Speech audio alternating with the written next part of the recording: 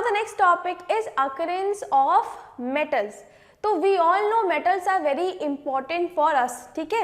Gold है, silver है, iron, aluminium, magnesium, sodium, potassium, they all are very important for us, ठीक है. Even कुछ कुछ मेटल्स पे तो इकोनॉमी भी डिपेंडेंट होती है.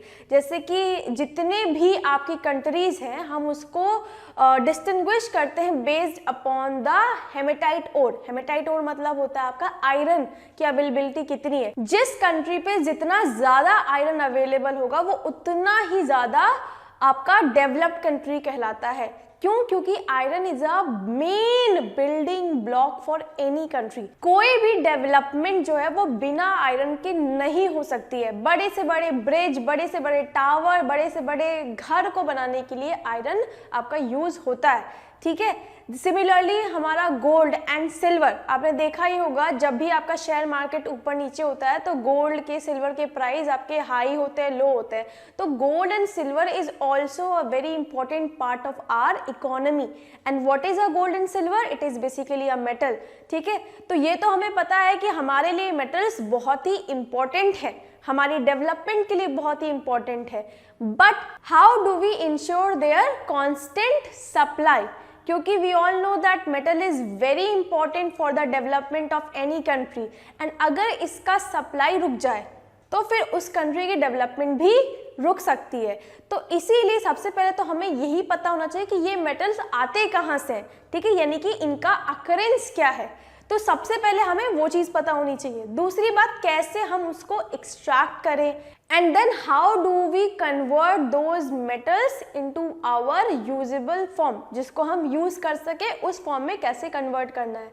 तो सबसे पहली बात आती है कि मेटल का अकरेंस क्या है, किस फॉर्म में वो पाया जाता है. तो देखिए ज़्यादातर जो आपके मेटल्स होते हैं वो हमारे अर्थ क्रस्ट के अंदर पाए जाते हैं.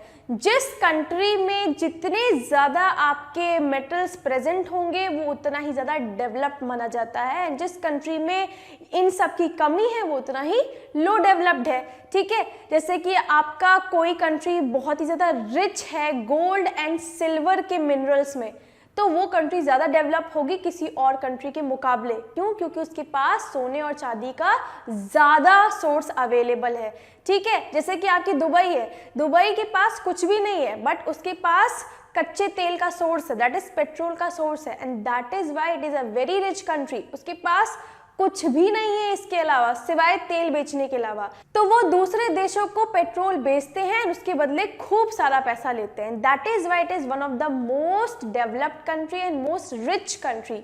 जितनी भी तरह की आपको हाई फाई कार देखने को मिलेगी वो सारी वहाँ होती है. इवन जो सबसे लोएस्ट होते हैं उनके पास भी कार होती है वहाँ पर, क्योंकि they are rich in crude oil, ठीक है. तो सिमिलर पैटर्न में आपका मेटल्स का भी होता है. जिस कंट्री में जितना ज़्यादा आयरन अवेलेबल है, जितना ज़्यादा गोल्ड सिल्वर अवेलेबल है, डायमंड प्लैटिनम, यानी कि जिस कंट्री में जितना ज़्यादा मिनरल्स अवेलेबल होंगे वो उतना ही ज़्यादा डेवलप्ड माना जाएगा, ठीक है. तो जैसा कि मैंने अभी आपको बताया ज़्यादातर जो भी आपके मेटल्स होते हैं वो आपके अर्थ क्रस्ट में पाए जाते हैं एंड वो भी कंबाइंड स्टेट में, वो कभी भी अपने फ्री स्टेट में नहीं पाए जाते हैं. रीज़न क्या है? क्योंकि आपने देखा ही था रिएक्टिविटी सीरीज में ज़्यादातर जो मेटल्स होते हैं वो रिएक्टिव होते हैं, ठीक है. एंड नीचे वाले मेटल जो होते हैं वो लीस्ट रिएक्टिव होते हैं. एंड कोई भी मेटल अगर रिएक्टिव है तो वो रिएक्शन में पार्टिसिपेट करेगा, है ना. जैसे सोडियम है, पोटेशियम है, तो वो अगर आपके इन्वायरमेंट में कहीं पर भी प्रेजेंट है तो वो तुरंत से ऑक्सीजन के साथ रिएक्शन करके ऑक्साइड में कन्वर्ट हो जाएंगे, ठीक है. लेकिन हमें किसकी ज़रूरत है? सोडियम की. हमें सोडियम ऑक्साइड तो चाहिए नहीं, ठीक है. तो इसीलिए क्या किया जाता है, इस मेटल्स को जो कि कंबाइंड स्टेट में प्रेजेंट होते हैं अर्थ क्रस्ट के अंदर, उसको एक्सट्रैक्ट करके फिर सेपरेट किया जाता है, ठीक है. सोडियम इधर, ऑक्सीजन इधर, ठीक है, जिससे कि हमारा बेनिफिट हो सके. क्योंकि हमें अल्टीमेटली चाहिए क्या? सोडियम. हमें ऑक्सीजन से मतलब नहीं है, ठीक है. सिमिलरली आपका आयरन, ठीक है, आयरन हमेशा आयरन ऑक्साइड के फॉर्म में प्रेजेंट होता है, ठीक है. एंड ये आयरन ऑक्साइड हमारे किसी भी यूज की नहीं है, हमें तो आयरन से मतलब है. तो क्या किया जाता है, इसको अर्थ क्रस्ट से सबसे पहले एक्सट्रैक्ट करेंगे एंड देन उसको सेपरेट किया जाता है, ठीक है. एंड इसके अलावा बहुत सारे मिनरल्स ऐसे हैं जो कि वाटर में भी पाए जाते हैं, ठीक है. Oceans is also a very rich source of minerals, ठीक है। अभी मैं आपको बताऊंगी कि मिनरल्स क्या होते हैं, ओर्स क्या होते हैं, but ocean is also a very rich source of minerals. वहाँ पर भी आपको बहुत टाइप के मिनरल्स मिलेंगे, जैसे कि sodium chloride, calcium chloride, magnesium chloride, ठीक है। तो कुछ आपके जो मिनरल्स हैं उनको सीधा हम वाटर से भी एक्सट्रैक्ट कर सकते हैं, एंड बाकी ज़्यादातर जो मोस्ट ऑफ द पार्ट है वो आपका बेसिकली अर्थ क्रस्ट के अंदर होता है, जिसको हमें क्या करना पड़ता है, पहले बहुत ज़्यादा डिग करना पड़ेगा अर्थ को, एंड उसके बाद वो मेटल्स एक्सट्रैक्ट होते हैं, ठीक। अब तीसरी चीज, कुछ मेटल्स ऐसे भी होते हैं जो कि बिल्कुल रिएक्टिव नहीं होते, जैसे कि जो भी रिएक्टिविटी सीरीज में आपके नीचे होते हैं, ठीक है।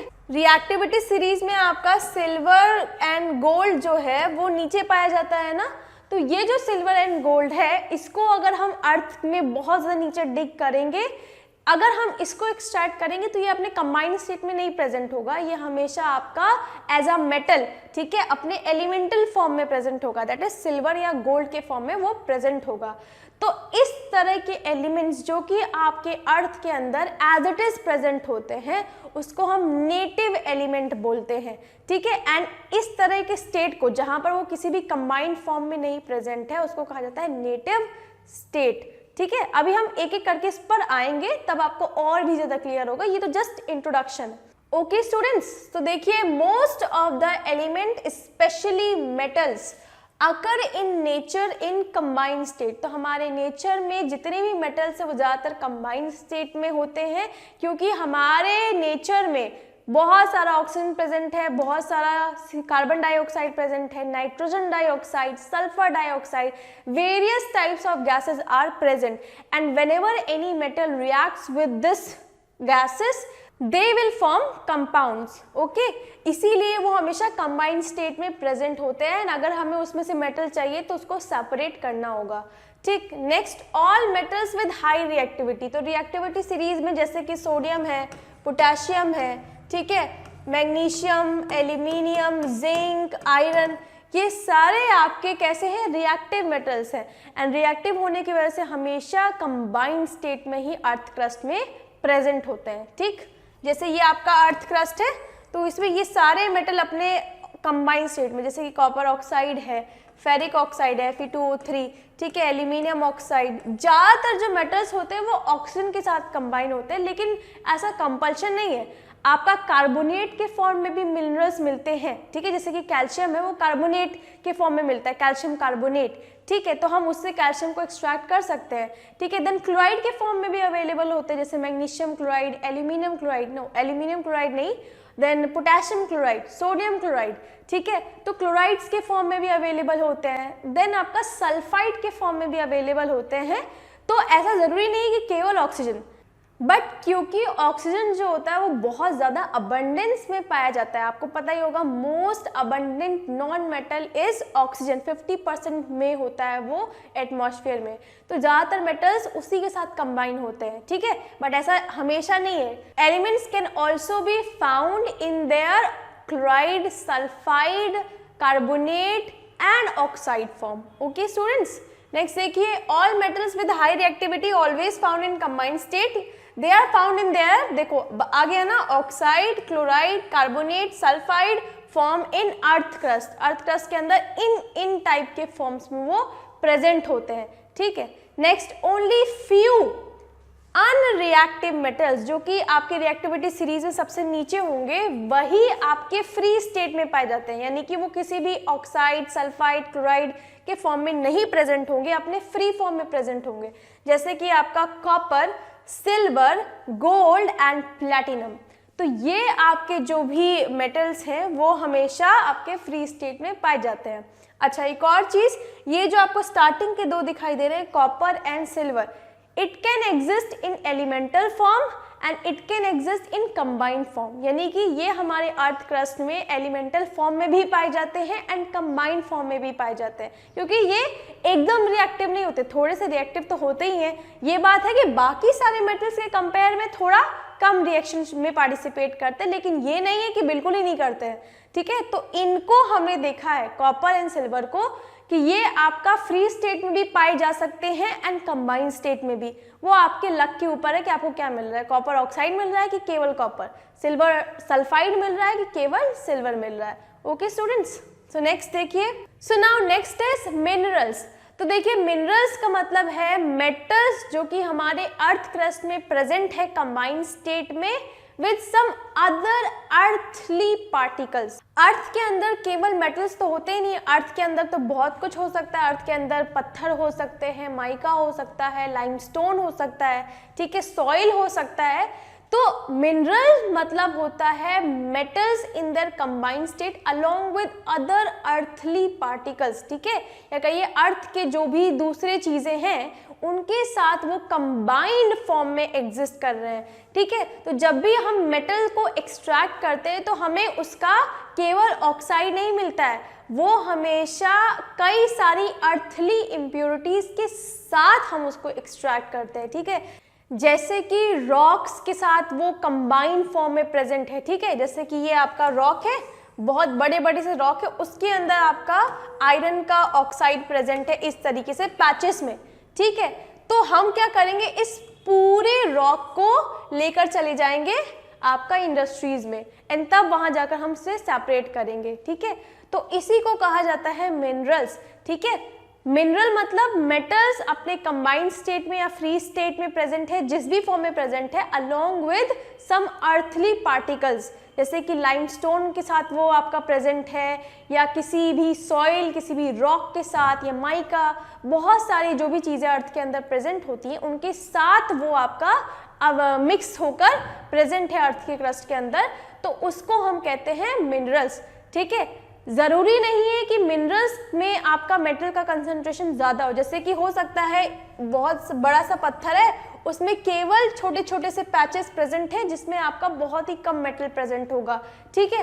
तो इस तरह का मिनरल जो है वो आपका कैसा है, बहुत ही लो कंसंट्रेशन है उसमें मेटल का, ठीक है।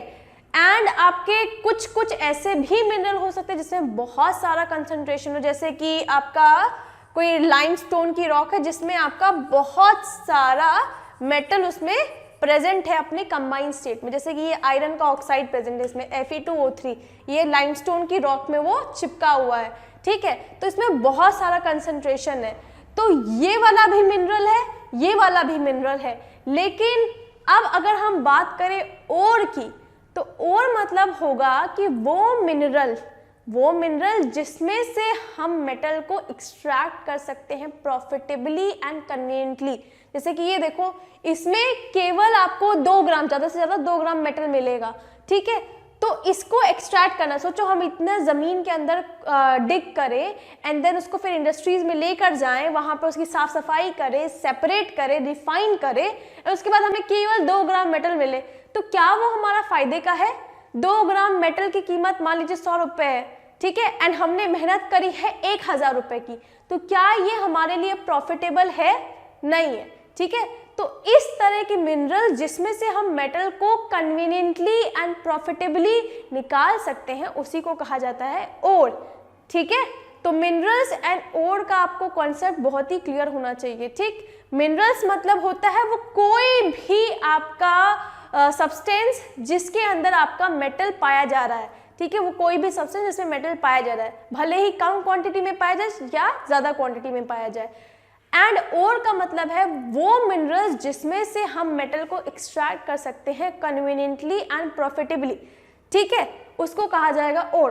कन्वीनियंटली मतलब हम उसको आसानी से निकाल पाए, उसमें ज़्यादा मेहनत नहीं करनी पड़े, या फिर लाइफ का रिस्क नहीं हो, ठीक है। जैसे कि कोल माइनिंग जो होती है उसमें बहुत नीचे तक हमें क्या करना पड़ता है, डिग करना पड़ता है, तब जाके कोल हमें अवेलेबल होता है। एंड अगर गलती से वो आपकी जो माइन है वो धंस गई तो उसमें जितने भी लोग होंगे उन सबकी डेथ हो सकती है, ठीक है। तो इस तरह का जो रिस्क है वो भी नहीं होना चाहिए अगर आपको मिनरल से मेटल एक्सट्रैक्ट करना है। तो इसीलिए हम कहते हैं कि हर ओर जो होता है वो एक मिनरल है, लेकिन हर मिनरल ओर नहीं होता है, ठीक है, क्योंकि हर मिनरल को हम यूज नहीं कर सकते हैं उससे मेटल एक्सट्रैक्ट करने के लिए, ठीक, जबकि हर ओर को हम मिनरल्स कहते हैं, ठीक, तो ये चीज़ आपको पता होनी चाहिए and it is very important from the exams point of view, क्योंकि मिनरल एंड ओर का डिफ्रेंसिएशन बहुत पूछा जाता है, ठीक है। तो हर एक ओर जो है वो मिनरल है, लेकिन हर एक मिनरल को ओर नहीं बना सकते। ओके स्टूडेंट्स, तो देखिए the natural material in which metal occur in the form of their compound, तो वो नेचर का मटेरियल जैसे कि रॉक हो सकते हैं, लाइमस्टोन हो सकता है, ठीक है, देन माइका हो सकता है, देन सॉइल पार्टिकल्स हो सकते हैं, जिसमें आपका मेटल अपने कंबाइंड स्टेट में प्रेजेंट होता है, उसी को हम कहते हैं मिनरल्स। जैसे कि ये बहुत बड़ी आपकी लाइमस्टोन है एंड इसमें आपका मेटल जो है वो पैचेस में प्रेजेंट है, ठीक है। तो ये चीज आपकी क्या हो जाएगी, इसको टुगेदर हम क्या बोलेंगे, मिनरल्स बोलेंगे। Okay students, so it is basically the natural material in which the metal is found in their combined state, जो कि आपका अर्थ क्रस्ट में जो भी चीज अवेलेबल है उसमें अगर वो कंबाइंड स्टेट पे प्रेजेंट है तो उसको हम क्या बोलेंगे, मिनरल्स बोलेंगे। एंड इस नेचुरल सब्सटेंस में मेटल का कंसंट्रेशन कम भी हो सकता है, ज़्यादा भी हो सकता है, ठीक है, कभी कभी ज़्यादा होता है, कभी कभी कम होता है। एंड ऑल्सो वाटर में भी मिनरल्स पाए जाते हैं, जैसे कि sodium chloride, calcium chloride, magnesium chloride, ठीक है। तो ये भी क्या है, आपके मिनरल्स हैं जो कि वाटर में पाए जा रहे हैं, ठीक। नेक्स्ट देखो, they are mostly found in earth crust, ज़्यादातर जो है वो आपके अर्थ क्रस्ट में पाए जाते हैं, लेकिन कुछ आपके वाटर में भी पाए जाते हैं। Some minerals are also found in sea water, तो जो समुद्र का पानी होता है उसमें भी कुछ मिनरल्स पाए जाते हैं, जैसे कि sodium chloride, felspar, mica, kaolin, ठीक है। एंड दैट इज वाई जो समुद्र का पानी होता है वो खारा होता है, क्यों, क्योंकि उसमें आपका सॉल्ट होती है। ये देखो सोडियम क्लोराइड, इस तरह की बहुत टाइप की सॉल्ट्स में प्रेजेंट होती हैं एंड स्पेशली सोडियम क्लोराइड का कंसंट्रेशन आपका बहुत ही ज़्यादा होता है, इसीलिए हम उस वाटर को पी नहीं सकते, ठीक है। उसमें बहुत ही हाई कॉन्सेंट्रेशन होता है सोडियम क्लोराइड का। ओके स्टूडेंट्स, तो मेन आपका जो कंसंट्रेशन है या कहीं ज़्यादातर मेटल्स जो होते हैं वो तो अर्थ क्रस्ट में पाए जाते हैं, बहुत ही कुछ ही मेटल्स हैं जो कि आपके वाटर में पाए जाते हैं। नेक्स्ट इज ओर्स, तो मैंने अभी आपको बताया था ओर्स वो मिनरल है जिससे कि हम कन्वीनियंटली या प्रॉफिटेबली मेटल को एक्सट्रैक्ट कर सकते हैं, ठीक है। क्योंकि मिनरल्स में तो मेटल का कंसंट्रेशन कम भी हो सकता है, ज़्यादा भी हो सकता है, कुछ मिनरल्स एकदम अर्थ के नीचे है जिसको हम कभी पहुंच ही नहीं सकते वहां तक, ठीक है। एंड वहां से अगर हम वहां पर पहुंच भी गए तो हमारी खुद की लाइफ का रिस्क है, ठीक है। तो हर मिनरल से हम मेटल को एक्सट्रैक्ट नहीं कर सकते हैं, तो केवल वही मिनरल जिससे कि मेटल को एक्सट्रैक्ट किया जा सकता है प्रॉफिटेबली एंड कन्वीनियंटली, उसको बोलते हैं हम ओर्स। ओके स्टूडेंट्स, देखिए they are minerals from which metals are extracted profitably and conveniently. For example, अब यहाँ पर जो आपको नाम दिए गए हैं, it is very very important, write it down in your copy, क्योंकि ये आपके एमसीक्यू के टर्म्स पर या एक नंबर के क्वेश्चन के लिए बहुत इंपॉर्टेंट है। कई बार आपको ओर्स पूछ लिए जाते हैं कि hematite is an ore of which metal, या फिर bauxite is an ore of which metal, या फिर आपसे क्वेश्चन पूछ लिया जाएगा एल्यूमिनियम का ओर बताइए, आयरन का ओर बताइए, ठीक है। तो इट इज़ वेरी इंपॉर्टेंट कि आपको ये चीज़ें पता हो, ठीक है। तो सबसे पहले हेमेटाइट, वेरी इंपॉर्टेंट, आयरन का ओर है, इसका नाम है हेमेटाइट फेरिक ऑक्साइड, ठीक है। यहाँ पर जो आयरन होता है वो अपने ऑक्साइड के फॉर्म में प्रेजेंट होता है, Fe2O3, ठीक है, hematite. Next is bauxite, bauxite is an ore of aluminium, ठीक है। अगेन ये भी आपका ऑक्साइड के फॉर्म में प्रेजेंट होता है, ठीक है, it is an ore of aluminium. Next magnesite, dolomite, ore of magnesium, magnesium के दो ओर यहाँ पे लिखे हुए हैं, जो भी आपको अच्छे लगे याद रख लीजिए, डोलोमाइट एंड मैग्नेसाइट। तो जितने भी मेटल्स आपको रिएक्टिविटी सीरीज में दिए गए हैं उन सभी के ओर आप अच्छे से याद कर लीजिए, जैसे कि iron very important, aluminium is important, magnesium is important, ठीक है, देन मरकरी, कॉपर, इन सब के ओर काफी इंपॉर्टेंट होते हैं, तो आपको ये पता होने चाहिए, ठीक है। तो देखो नेक्स्ट स्लाइड में मैंने यही दिखाया है some common ores of metal, तो यहाँ पर मैंने जो बहुत ज़्यादा फेमस ओर है उन्हीं को लिखा है। सबसे पहले देखिए हेमेटाइट ओर, हेमेटाइट ओर अभी मैंने बताया आयरन का होता है, ठीक है, जिसमें आयरन अपने ऑक्साइड के फॉर्म में प्रेजेंट होता है, ठीक। Next ore is iron pyrite, iron pyrite is again the ore of iron, but यहाँ पर आयरन अपने सल्फाइड के फॉर्म में प्रेजेंट है। मैंने अभी आपसे कहा था ना, कंपल्शन नहीं कि हमेशा ऑक्साइड में प्रेजेंट हो, it can also be present in sulphide, carbonate, then आपका ऑक्साइड के फॉर्म में प्रेजेंट हो सकता है। ठीक है, तो यहाँ पर दूसरा ही आयरन का ओर है, it is called as iron pyrite which is basically iron sulfide FeS2। ठीक है, noted down in your copy, it is very very important। Next is copper के दो ओर दिए गए हैं, copper pyrite and copper glance. देखिए pyrite आपका यहाँ से आपको रिलेट हो गया होगा कि दैट इज सल्फाइड का ओर है कॉपर का, तो ये आपका कॉपर फेरिक सल्फाइड का ओर होता है जिसमें कॉपर भी प्रेजेंट है, आयरन भी प्रेजेंट है एंड सल्फर भी प्रेजेंट है। ठीक है, वेरी इंपॉर्टेंट, इसको भी लिख लीजिए। ठीक, copper and type of ore, किस टाइप का ओर है? सल्फाइड ओर है। पहला वाला कैसा था? Oxide ore. नेक्स्ट देखो copper glance. Now copper glance is again the sulphide ore of copper. ठीक, लिखते रहिए इसको, कॉपर सल्फाइड। ठीक, एंड यहाँ पर ये ओर कैसा है? Sulphide. Next is bauxite. Bauxite is an ore of aluminium, जहां पर एल्यूमिनियम अपने ऑक्साइड के फॉर्म में प्रेजेंट होता है। देखो लिखा है ना oxide. Next is galena. Galena is an ore of lead. ठीक है, लेड सल्फाइड। ठीक, अगेन ये कैसा ओर है? सल्फाइड का। देन आपका है litharge. Litharge is again ore of lead and it is also, no it is an oxide. ठीक है, ये ऑक्साइड का ओर है। Then pyrolusite. Pyrolusite is an manganese oxide and यहाँ से हमें जो मेटल एक्सट्रैक्ट होता है उसका नाम है मैंगनीज। ठीक, तो ये सारे कुछ कॉमन मेटल हैं जिनके ओर आपको शायद पूछ लिए जाए। देखिए सबसे इंपॉर्टेंट है कॉपर, एल्यूमिनियम, आयरन, ठीक है, एंड लेड का ओर पता होना चाहिए आपको, एंड मैग्नीशियम। ठीक है, नेक्स्ट देखो नेटिव स्टेट का क्या मतलब होता है। मैंने अभी आपसे कहा था ना कि जो मेटल रिएक्टिविटी सीरीज में सबसे नीचे पाए जाते हैं वो अपने एलिमेंटल फॉर्म में प्रेजेंट होते हैं, या उसी को हम कहते हैं नेटिव स्टेट में पाए जाते हैं अर्थ क्रस्ट के अंदर, यानी कि वो किसी भी दूसरे नॉन मेटल के साथ कंबाइन नहीं है, अपने ऑक्साइड, सल्फाइड, क्लोराइड के फॉर्म में ना प्रेजेंट होकर केवल मेटल के फॉर्म में वो प्रेजेंट होता है, जैसे कि सिल्वर एंड गोल्ड। ठीक है, ये आपके बेस्ट एग्जांपल है, एंड ऑल्सो प्लैटिनम। तो ये जो मेटल होते हैं ये अपने नेटिव स्टेट में प्रेजेंट होते हैं अर्थ के अंदर। ठीक है, तो देखिए some metal exist in free state, या उसको कह सकते हैं अनकम्बाइंड स्टेट, केवल सिल्वर, केवल गोल्ड। ठीक है, तो द फ्री स्टेट और combined state is also called native state. तो इसका भी कभी कभी क्वेश्चन आपसे पूछ लिया जाता है एक नंबर में कि नेटिव स्टेट क्या होता है। तो नेटिव स्टेट मतलब वो स्टेट जहां पर मिनरल्स अपने फ्री फॉर्म में एग्जिस्ट करता है अर्थ क्रस्ट के अंदर। ठीक है, लीस्ट रिएक्टिव मेटल्स जो होते हैं वो बेसिकली नेटिव स्टेट में पाए जाते हैं। ठीक है, जैसे कि कॉपर है, सिल्वर है, मर्करी है, देन आपका गोल्ड है।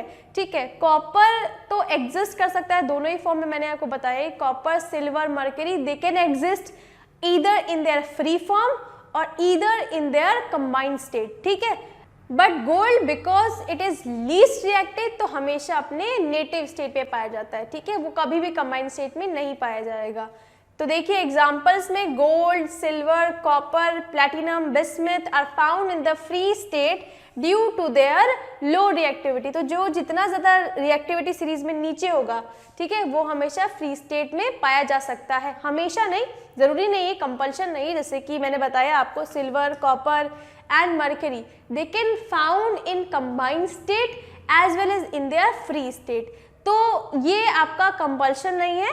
ठीक है, बट गोल्ड जो होता है क्योंकि वो सबसे लीस्ट रिएक्टिव होता है तो वो हमेशा आपका फ्री फॉर्म में ही पाया जाता है अर्थ क्रस्ट के अंदर, एंड इसी फ्री स्टेट को हम कहते हैं नेटिव स्टेट।